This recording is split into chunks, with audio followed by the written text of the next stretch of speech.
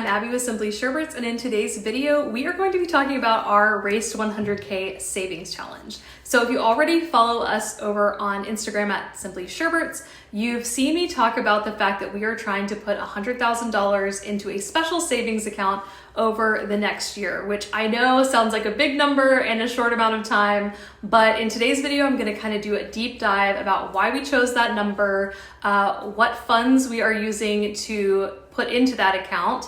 I'm gonna share how we track that, and I'm also going to share with you guys for the very first time what we're using that money for. I haven't shared about that on any other platforms yet, and I figured this video is great because we're doing a deep dive, you guys.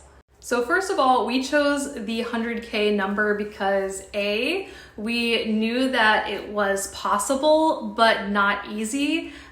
We actually do make over 100K a year, but whenever we look at our expenses like bills and spending money and other things like groceries, we don't actually have $100,000 to save. And so it kind of gave us like this buffer of room where we could really strive to get to this goal, but it wasn't like so impossible that we just weren't going to be able to manage it.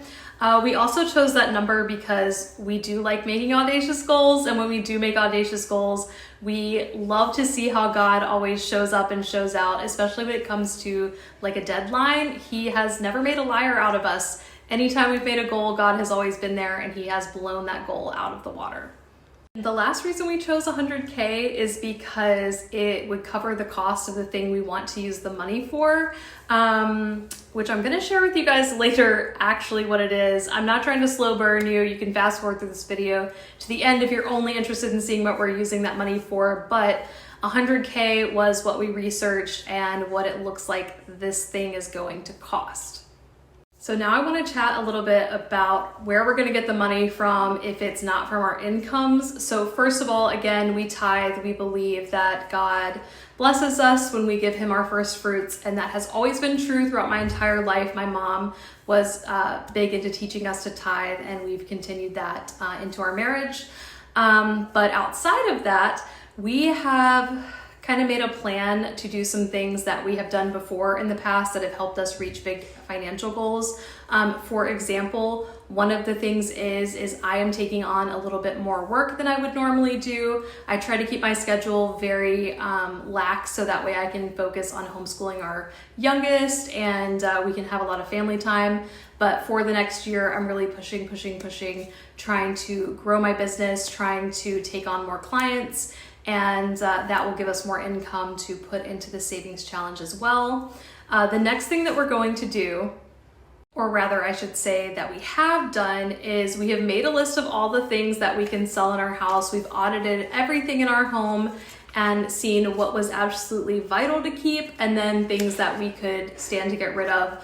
For example, we audited all of our electronics, and we had way too many electronics for just the 3 people that live in this house right now. So we have listed for sale and sold some of those things, and we're still waiting for yet others to sell.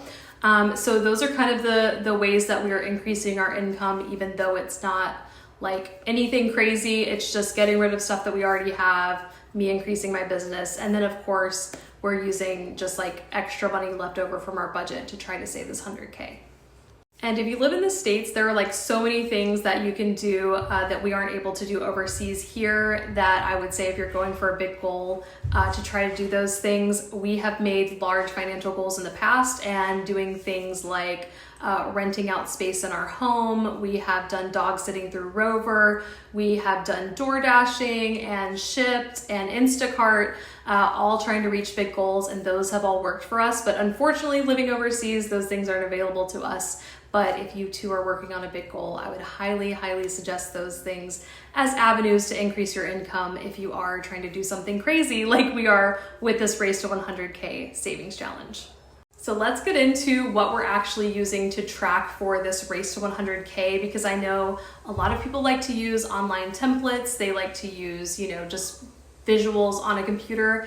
And for me, I'm totally different. I have to have like a paper copy, like even with our budget, I don't put it in a spreadsheet. I actually write it all down, and that has helped me through the years, just kind of keep things in mind and remember like the goal at hand. For some reason, the physical thing helps so much. But For this specifically, this tracker I love. I found it on Instagram. It's by The Plan Dollar. This is not a sponsored video, but I talk about her all the time because this shop has so many cool things, but this is what caught my eye, and I've bought it twice now because I actually sent the first digital download to an email that I didn't remember, and so I bought it again because I just really loved it that much.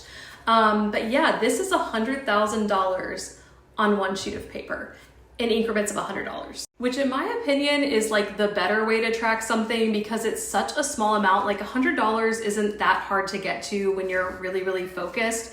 Even when you're like selling things on Facebook Marketplace or Mercari, you know, it takes just a few sales to get to this $100, and then you feel like you're making so much progress, even though it's just a long sheet and a lot to do.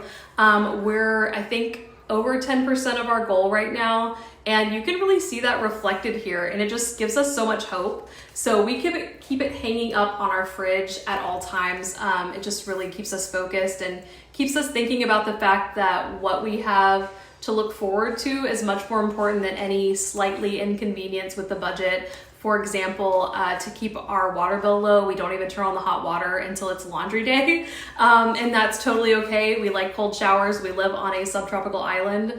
But yeah, so keeping this at the forefront of our minds all the time really helps us. I know you guys are probably like, just get to the point and tell us what you're using the money for, and I will. So as most of you guys know, we plan on my husband and myself retiring in 5 years when we turn 40. My husband will have spent 20 years in the Marine Corps at that point. And so because of the way we've lived, because of the budget that we've had, we have been saving money and preparing ourselves to never have to work again after that retirement. Now that plan could change. He has mentioned recently he might want to stay in a little longer because he really truly loves his job and he loves his fellow Marines. But we'll just see as we get closer to time if that changes. But this 100K is going to be used right after the first year of retirement. The first year will be spending traveling around the perimeter of the US while he tries to beat the Guinness Book of World Records for running around the perimeter of the United States. But after that, we do plan to retire permanently in Colorado. I lived in Colorado when I was a young adult, and whenever I took Stacy for a visit, he absolutely fell in love with it. He loves it as much as I do, and yeah, so we're going to use $100,000 to purchase property there. Now we're going to use it closer to the time frame of retirement, although once we kind of get that 100K in savings, we know it's going to grow basically from interest and everything. So whatever amount is in that account, we are giving ourselves to purchase land. And a lot of you guys may say, oh, well, Colorado is so expensive. How are you buying $100,000 worth of land? And fortunately for us, we have chosen a new hometown that is rather small. So the parcel price, the acreage price is not that large, but we do need at least 5 to 10 acres because my daughter and I are obsessed with horses and we really want to have a pasture and a barn. So we need that.